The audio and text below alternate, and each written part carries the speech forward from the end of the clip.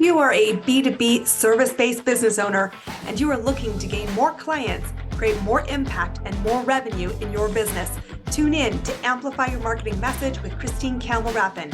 Every week, we're going to take you through how to build an audience of buyers, mastering your marketing message, and making offers that convert consistently. We'll see you all on the inside.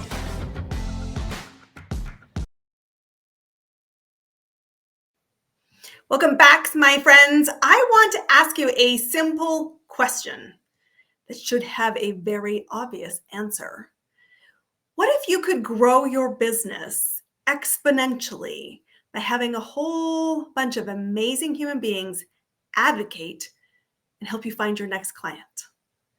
Well, I hope you're thinking, heck yeah, I want some of that, because that is possible when you learn to crack the collaboration code. And I'm super excited to introduce you to our guest today, who is one of my strategic partners, one of the awesomest people I do business with on a regular basis. And she's going to help us figure out how to do that. So give a very warm welcome, Virginia Muzquiz. Welcome, welcome, welcome, my friend. So hey, excited beautiful. to have you. How are you? Thanks for having me on your show. I really appreciate it. Absolutely. I think you're such an awesome individual.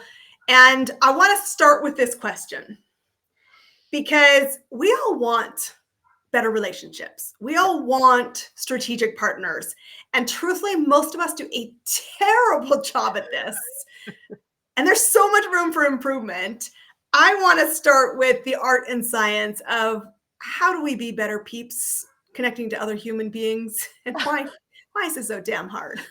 Oh my God. So what a loaded question to ask someone who just got back from Peru and a massive set of medicine journeys, right?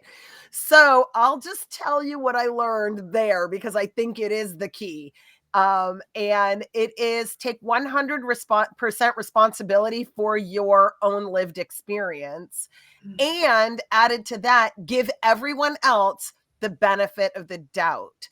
So what that means is, if at any time you and I are out of alignment or out of balance or out of sync, I want to first look at, what did I do? Where have I fallen short? What do I need to do to make the relationship equitable, to restore balance to the relationship? And if you do something boneheaded, what I ought to assume is that you didn't intend it. And even though I perceived it that way, I'm in charge of how I respond and how I react. And feelings aside, if I give you the benefit of the doubt, then you and I can always collaborate on finding a solution. I saw a Simon Sinek video that I thought was hilarious. And he was talking about how he was in this huge fight with his wife. And she was like, you did all these things wrong and I did all these things right. And his response was, well, I did all these things right and you did all those things wrong. To which she replied, well, I did these other things right and you did these other things wrong. And sort of as it started to escalate, he did a timeout and he said, new rules, new rules. I'm going to tell you everything I did wrong and everything you did right. And you can tell me everything you did wrong and everything I did right. And then we'll find a solution. And he said it took all of, 3 minutes of, oh yeah, you know what you did right? Here's what you did right. To change the conversation, right? Conversation, and they were laughing and the relationship was restored. So I do think the most valuable thing that I have learned in the last couple of years about relationships that has taken this process for me to another level is it's my responsibility, and the stories that I make up about what other people do. Well, I emailed them and they didn't email me back, therefore, and then I have a story. Well, what if they broke their foot or got a concussion or their email server was down or they never saw it or maybe they were busy, there's a million reasons why somebody doesn't necessarily answer an email or pick up the phone in today's age. And we have to make decisions based on fact rather than the fictions that we create. And I think that goes a long way to creating better relationships. I love this 100% responsibility and having good intentions that the other side is a good human being, I think is so powerful. I had this exact conversation this morning with somebody who I had made an offer to, and we had expected to complete in the offer a couple of days ago, and I haven't heard from them. And I could immediately think there's a problem, or I thought, I don't have to think that. Why don't I just Mhm. ask? And she's Mhm. like, yes, I've had a family emergency. I've had to fly out of town. This is what's happening. I am still 100% committed to one, advocating for you because I believe Mhm. in what you're doing. And two, I want to be a client. But the client Right. thing might be a little delayed because of life. And this idea that let's find common ground, Mhm. watch our storyline, and truly also vet good people. Because, yeah, not everyone is going to do what they say they're going to do, but find your crowd. Mhm. Well, and my mentor Hazel Walker also has said to me, "Look, people are always what they do and rarely what they say. So watch what they do." And I still believe that most of us, when we say it, we have all the good intentions. Case in point, you just did a summit. You allowed me to speak on the summit. We had an agreement. My audience did not fulfill the agreement, right? Because my work, I did my work, but the results didn't come. And I'm a real big believer, Christine, in that, oh gosh, all the effort in the world is super awesome. But if it doesn't get a result, we have to talk about the results. And then we have to make a decision. Well, based on this, can we do something else? Can we create something? What can we do? And how can we make good and try to drive the result? And if together we can't drive a result, then what we need to do is change the expectations within the relationship so that the relationship makes sense. I have a partner who um, very interestingly continues to ask me to promote, and I continue to say, why? Every time I've promoted you, you've made $0, gotten zero opt-ins, made zero sales. Really what that's telling me is that what you have, my audience isn't looking for. Likewise, you've promoted me and nothing has come of it. So why don't we restructure the relationship? And there's a tension and a refusal to understand that on the other person's part. But I just keep holding my ground and saying, listen, I think we could be great knowledge partners. I think we could be, great. I actually think we could be great referral partners, finding each other a buyer or two over the course of a year. But the endless, incessant, can you mail for me? Can you promote me? Can you, right, that's not working. So I also think there's a special moment when two rational adults need to come together and say, well, we are mutually committed to creating a certain result. And if we're not creating it, why are we not creating it? And again, if I'm fishing in your pond and your pond doesn't have any of my fish, then why am I fishing in your pond? Right? Like let's So, right. Yeah. let's I don't know, have a picnic. Do something else. Well, and this is what I think is really important. And this is why, you and I have collaborated on a lot of different things and are always Mm, coming to the table with, this is what I believe to be the case. Let's run it and try it and see what right. happens. And if results have fallen short, here's some great feedback. And your collaborative partners should have a shared mutual interest in the results being achieved, which means we do what we're going to say we're going to do. If something is falling short, it's like, this is where we've identified some problems I can correct or I Mhm. can't. And here's what we can do instead.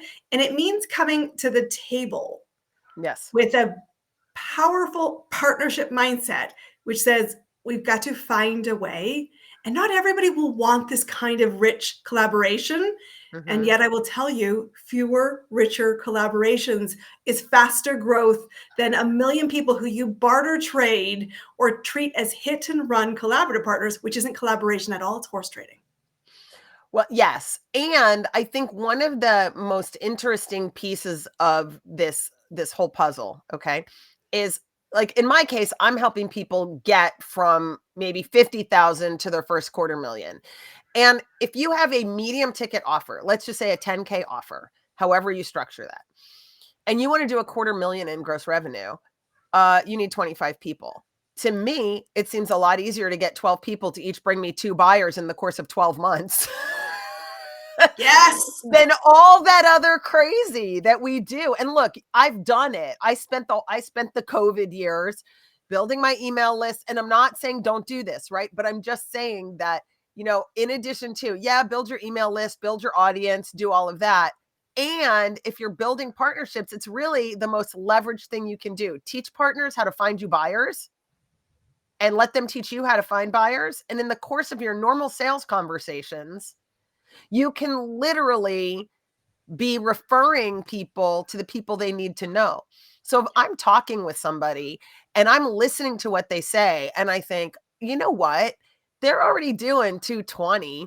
Like, yes, I can help them and I'll share with them how, but I also suspect that they could benefit from what you have to offer because you're that next step, right? You're the get me from paying my bills to scale. So it makes sense if they're not going to buy from me. If they say, well, I don't think you're a good fit. Well, then my next question, my next obligation is to figure out, okay, well, who is a good fit and send them your way. And since I know they have a budget, because I already asked them that question, it makes the buy much, much more easy. So as long as you are making offers and having sales conversations, you have to know that if you're lucky, I mean, I don't know what your close ratio is for yourself or your clients, but I'm thinking like a third is great on non-referred buyers, right? Like buyers that come to you just from 25 nowhere. to 35 is pretty average. If Yeah. you can get 1 in 3, maybe 1 in 4, you're still going to have 2 or 3 people that are telling you no. So those 2 or 3 people that are telling you no, it's much easier if you've got a stable of other people. You can say, you know, it sounds to me like you really want to go this other route that I don't teach, but this person does teach that and has a really great program that I'd love to share with you and tell you about. How does this sound? Great, move along.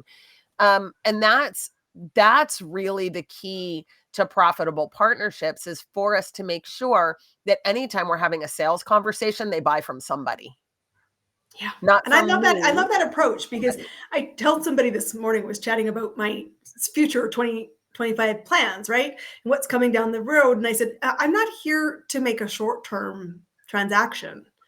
Just so we're clear on where the angle is that I come from. I want you to be somebody I know I could refer business to, and we have the opportunity to explore if our fishes are in each other's ponds. But to Mhm. your point, just like, guys, go back a second here. If you only need 25 people in your business a year, and you have a couple of strategic partnerships that over the course of 12 months bring you 1 or 2 people who are pre-qualified, that are teed up to both Buy. need what you have and want it because it's been referred, your life exhales. Your business Mhm. gets easier. And a referred recommendation closes significantly higher, typically 60 to 80% of the time. And when Mhm. it doesn't close, it's usually a deferred decision, not a Mhm. no, a deferred decision. And Right. so there's so much to be gained when The you other start thing that's thinking. that's lovely about what you're saying, Christine, is this: when I bring them to you, I can let you know that they're deferring. Yeah. Right? Like, you already know in the sales conversation that it's not a matter of if, it's a matter of when, and the discussion changes, right? It's, Virginia told me these things. Is there anything she left out that you would want me to know about? I understand that you're looking for February. Tell me what's going on in January. Great. Would you let's go ahead and get you a deposit to hold one of my spots, and then we'll get you onboarded in February. That's what this is going to look like. You can pre-onboard them while they're deferring if you know they're in deferral, because now you're not trying to make the sale. You're simply having the onboarding conversation. Well, and what you say is even key, right? It's, let me equip you to have a good conversation. And this person who I talked about earlier, who made a decision to defer on the personal side, she's referred business to me. That's how she knows me, as a referral partner. She said, Mhm. I've referred some great people to you. And I've said to them, every time a referral comes in, what's going on that made me a good introduction right now? What Mhm. can I do to support a continuing thread that you have with this other person, so that I can reaffirm what you're doing? I can pick up as a well handed off conversation. And when we start the conversation, it is so much more effective. But we are, again, looking at this as both of us are going to win when the right Mhm. person finds the right support at the right time. And Right. chances are, if you build a good referral network, you really will see collaboration not as a hit and run, but as a true integral sales force that you get to play with other cool people who are supporting better results. And your reputation grows every time you make that Every connection. time. And the most interesting thing, Christine, and it's the I think where people miss the boat on this, is that building partnerships, building a network of partnerships is very similar to building a clientele. And one of the places where a lot of entrepreneurs fail is they're out hunting for their list building. So they're building their list, they're building their list, they're building their list. However, they're not nurturing their list, they're not engaging their list, they're not making offers to their list. They're just collecting a list. Everybody's signing up for their freebie, and they're sort of hoping and praying that you signed up for my business by referral blueprint. You'll read it and call me and be like, totally want to hire you, which never happens. Okay. And so on the client side, I thought this was really brilliant. I did a podcast interview with a woman named Sabrina Victoria the other day. You know, when someone downloads something or joins her community, she picks up the phone and calls them. Hi, just wanted to call personally and thank you for downloading. Wanted to call and personally thank you for joining the community. Wanted to call and personally engage with you. You now have my phone number. Call me back. Right. And she has personal loads of these 15 minutes. Not, I'm going to tell you about me. Tell me about you. Tell me about you. I'm going to make an introduction. Tell me about you. I'm going to help you with this. So she does these all day long. Right. But then when she makes an offer, it's easy peasy. They're like, well, of course. I mean, the first thing she did was show up for me. Of course, I'm going to show up for her. So when she wants a favor from her community, they show up. Well, one of the challenges that a lot of people have when they're networking is maybe they're networking for clients, but if they're networking for clients, they're in a generalist pool instead of a specialty pool. And if you're networking for clients, you need to be in a room full of your potential prospects, full of suspects, people that meet your criterion. If you're going to be networking for partners, you need to be in a room where your potential partners are. And you need to not just be collecting up business cards. I call that the bag of shame. Right? You got this big bag of business cards of people, you met them, you collected them. That could be email addresses, in your CRM that you met at XYZ networking event. But if you don't have a specific plan for engaging, nurturing, and creating collaborations, and you don't have a plan for that, you're forever going to have an audience and a list of partners that you reach out to out of the blue and say like, hey, I'm doing a promotion. Can you promote me? And they don't follow through, and they say yes, but then they make one email and not a lot happens. And so I think it's super important to understand that just like you have to have a process for taking an audience member and bringing them through a sales process, an engagement process to the point that they either will talk about you, promote you, or engage with you and pay you money. You've got to have that same kind of plan at the partnership level. And that's where I think partnerships fall flat, is that there's never a leader in the conversation. There's two people, like I have a puppy and he chases his tail, and like one of us is the head and the other's the tail, and we're like, but we never do anything because there's no plan, there's no agenda, there's no agreement. And I'm restarting in February this new, it's not new because it's revamped, redesigned program called the Referral Incubator Workshop. And it's where you bring a partner and I walk you through every conversation you need to create a 12-month partnership plan that includes promotion, introductions to partners, and potential introductions to buyers based on your partner avatar and your buyer avatar. And it's super lucrative. Like when I was doing it several years ago, before COVID, we were generating tens of millions of dollars in potential revenue in a room full of 20 people.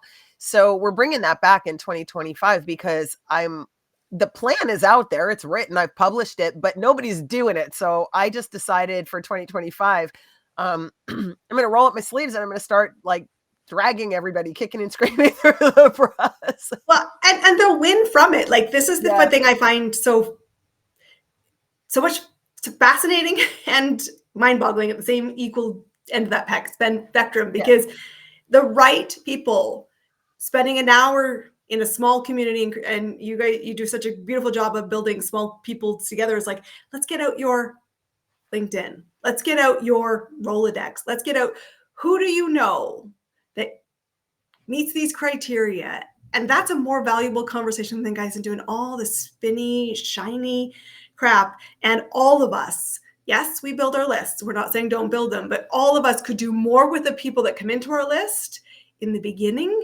and we have to remember to make offers to our list. We have to do a whole bunch of the real basic fundamentals if we want to see success. But it starts when you say, I'm going to show up and be 100% responsible for my actions. And I'm going to be committed that you're going to follow through. I'm going to equip you to be successful.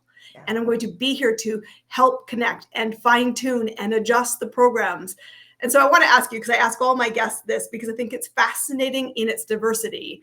For you, because you've shifted your business and you've come back from your medicine journey and you've got some bigger, different shifts you're making. Yeah. What do you believe is the key right now for you to grow your business? What's working right now so we can see it? Yeah. So when COVID hit, my world turned upside down. And somehow or another, I believed that like everything had changed, right? Like everything's changed. And so I started really exploring all, the product launch formula and list building and summits and giveaways and challenges. And I started exploring all of those digital tactics. And it has been a fascinating learning experience that has made me less money than I would care to have made by, but you pay for your education. So I have absolutely no regrets. And I feel like where I am is I'm sitting in a space of 100% responsibility and deciding, look, who is going to be most successful in my program? And who can get the wins? Who is ready for the wins? And to be working with the people that are ready for the wins and to be focused on what I know and what I do best and bringing people alongside of me that see the value in that and don't want to change it. Because there are so many times when we're out there talking about what we're doing or how we're going to do it that people are like, oh, I wouldn't do it that way. I would do it this way. I wouldn't zig. I would zag. I wouldn't red. I would blue. Oh, I would never buy that. And the reality is all of those people that would zig when you zag and all of the people that would red when you blue and all of the people who would never do business with you aren't your client and they're not your partner. And that's okay, because if I only need 25 clients and 10 partners, I need 35 people. That's not everybody. That's not anybody. And that is not actually an ocean either. It's not even a pond. It is a rain barrel in my backyard.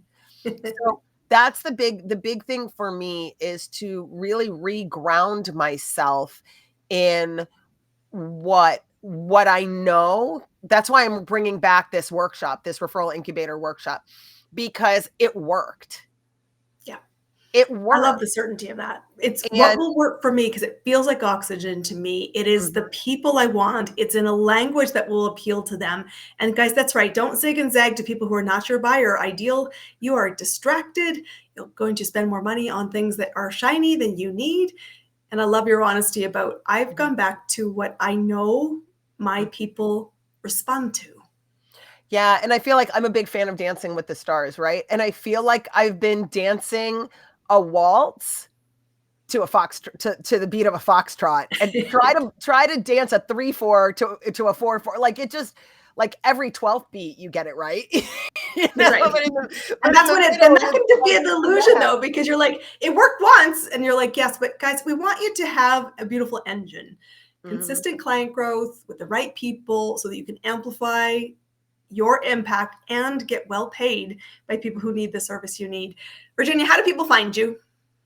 The easiest place to find me is on LinkedIn. I'm at Virginia Muzquiz on LinkedIn, and I'm the only one. And I am super excited to have people connecting and following me there. And if you would love to learn the 6 essential T's, the 6 essential steps to building a business by referral and getting your referral engine basics in place, I do have an ebook called the Business by Referral Blueprint, and that's available at masterconnectors.com/blueprint.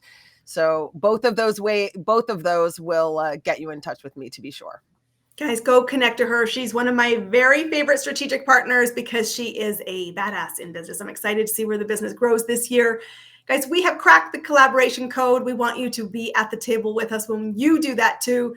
Connect to Virginia. Thank you for being our guest today, guys. We will see you all on our next episode. Until then, get out there and amplify your marketing message and find your next client. They're looking for you. That's a wrap on another amazing episode of Amplify Your Marketing Message with me, your host, Christine Campbell-Rappin. Be sure to subscribe on your favorite podcast platform so you don't miss another great episode.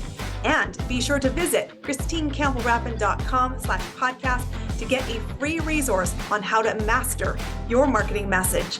We'll see you all on our next episode.